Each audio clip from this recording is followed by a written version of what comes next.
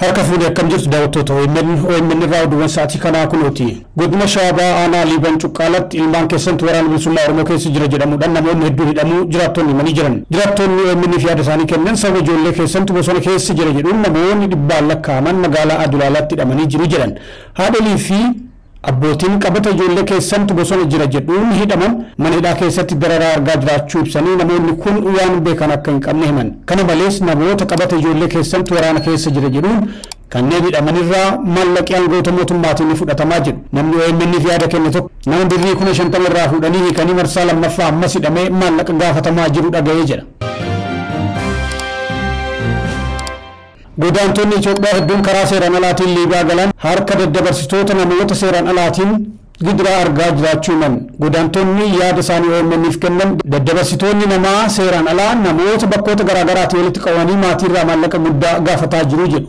Namoota harka isaanii jiran hiraarsaa viidiyoo waraabanii gara maatiitti erganii maallaqa guddaa gaafatu jedhu. Godaantonni hedduun maallaqa jedhamee nama kaffaluuf dhabanii harka dallaalota kanneenitti haala hamaa keessa jiraachuu OMN'tti himan. Namni Feesal Adam Somo jedhamu kan dhalataa godina Baalee Aanaa Dalloo Mannaa ta'e dallaalota kanneen harkatti kufee gidiraa hamaa keessa jiraachuu maatiin OMN'tti himanii jiran. Maallaqni isaan gaafatanis humnaa ol ta'uu isaatiin kaffaluu dadhabnee jedhu. Lammiileen Itoophiyaa Jibuutii jiraatan rakkoo hamaa keessa jiraachuu himatan. Lammiileen Itoophiyaa Jibuutii jiraatan OMN dubbise gama tokkoon haleellaa namoota nagaa irratti raawwatamuun gama biraatiin immoo ajaja daddafaa biyya kootii bahaa mootummaa Jibuutiitiin muddama hamaa keessa jirra jedhan. Waggoota dheeraaf Jibuutii jiraannee kan jiran lammiileen kunneen tasa tarkaanfiin akkanaa nurratti fudhatama jennee hin eegne jedhan. Haala hamaa keessa jirra kan jedhan lammiileen kunneen haleellaan namoota nagaa irratti raawwatamu akka dhaabbatu gaafatan. Mootummaan Jibuutii yeroo dabalataa akka nuuf kennu jechuun gaafachuutti jiru. Tibba dabree waldhabbii dhalataa Oromoo fi Jibuutii gidduutti uumeen lubbuun dhalataa Jibuutii tokko erga darbee booda haleellaan lammiilee Itoophiyaa irratti raawwatamaa jiraachuu dubbatan.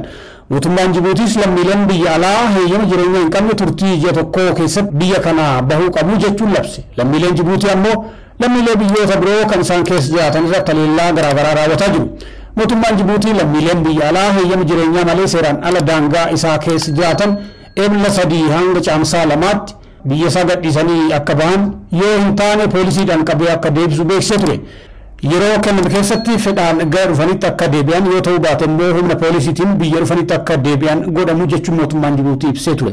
Haala kana hordofee imbasiin Itoophiyaa Jibuutii jiru yeroon kenname gahaa miti jechuun yeroo dabalataa lammiileen heeyyama jireenyaa hin qabne ji'a sadii keessatti bahan yaada ministeera dhimma alaa Jibuutiif dhiyeessanis fudhatama akka hin argatin imbasichi ibsa baaseen addeessee jira. Lammiileen Itoophiyaa Jibuutii jiraatan OMN dubbisee gama tokkoon haleellaa namoota nagaa irratti raawwatamuun gama biraatiin immoo ajaja daddafaa biyyaa bahaa jedhuun mootummaa Jibuutiitiin muddama hamaa keessa jirra jedhan. Rakkoon dinagdee barsiisonni keessa jiran fuuldura dhalootaa fi biyyaa kan dukkaneessu ta'uu himu hayyoonni barnootaa. Qaala'insi jiru barsiisotaan mudatee jiru qulqullina barnootaa irratti dhiibbaan qabaatu baay'ee olaanaadha jedhu hayyoonni. Barsiisonni sababa rakkoo dinagdee jiruu dadhabuun isaanii barsiisota qofa osoo hin taane barattootaa fi hawaasa irratti dhiibbaan qabaatu jabaa akka ta'e marii haala yeroo irratti OMN waliin godhaniin hayyoonni himanii jiran. Barsiisaan rakkoo dinagdeen dararamuun hawaasa miidha. Barsiisonni maatii isaanii bulchuu dadhabanii osoo hammeenya godaansaa beekanuu gara biyya baqaa godaanuu filatanis akka jiran odeeffannoon OMN argachaa jiru ni mirkaneessa. Kaleessa barsiisaa ta'uun ulfina ture kan jedhan hayyoonni marii kana irratti hirmaatan Dr. Hussein Kadirii fi yeroo geesseen har'a barsiisan dhaloota egeree qaru hamileen daddaaqee rakkoo keessa galuun dhiibbaan barsiisonni keessa jiran egeree hawaasaa fi biyyaa irratti dhiibbaan qabu salphaa miti jedhan. Hadhaan barsiisonni amma keessa jiran egeree dhalootaa fi hawaasa biyya keenya kan dukkaneessu jedhan. Jireenya barsiisotaa jijjiiruun dhimma egeree hawaasaa fi biyyaati kan jedhan hayyoonni lamaan dhimmi jireenya barsiisotaa fooyyessuu fala hatattamaa akka barbaadu hubachiisanii jiru. Caamsaa Shambooda akka haqamu boordii filannootiin akeekkachiifamee adda bilisummaa uummataa Tigraay ka paartii haaraatti hin galmaa'u jedhe gareen adda bilisummaa uummata Tigraay kan Dr. Dabratsiyoon Gabra Mikaa'eliin durfamu. Ministeerri muummee Abiy Ahmed gama isaaniitiin kanaan dura waan boordiin filannoo biyyaalessaa jedhetti hin bullu jennaan wal waraansatti deebi'uu mallaa jedhanii akeekkachiisanii turan. Gareen adda bilisummaa uummata Tigraay kan Dr. Dabratsiyoon Gabra Mikaa'eliin durfamu beekamtii seeraa adda bilisummaa uummata Tigraay duraan qabu deebisuu dhabuun balaa akka fidu hime. Adda bilisummaa uummata Tigraay akkaataa yeroo xumuraa boordiin filannoo kaa'een guutummaatti jiraachuu isaa haquuf torban lamatu hafe. Gareen Dr. Dabratsiyoon Gabra Mikaa'el immoo adda bilisummaa uummata Tigraay akka haaraatti gonkumaa hin galmaa'u jedhe.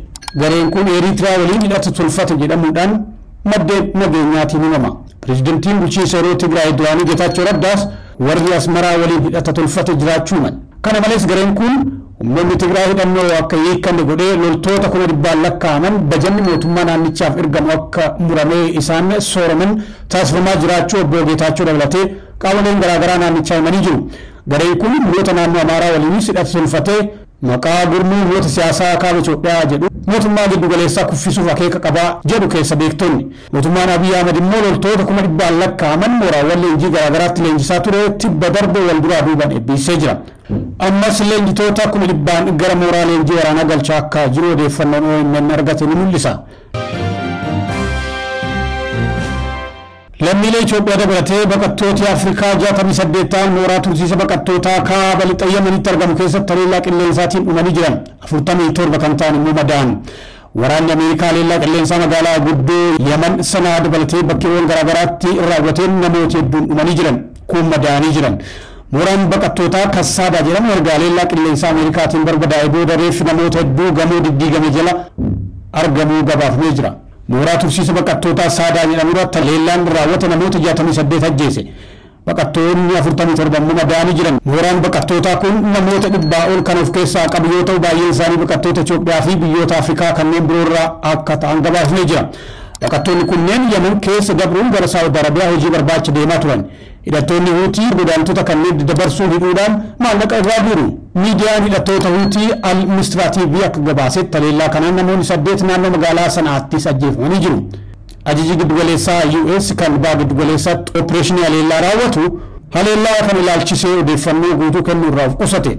Garuu haleellaawwan galma isaanii rukutan 800 caalan walakkeessa ji'a bitootessaa darbee kaasee Yemen keessatti raawwatamuu amanee jira.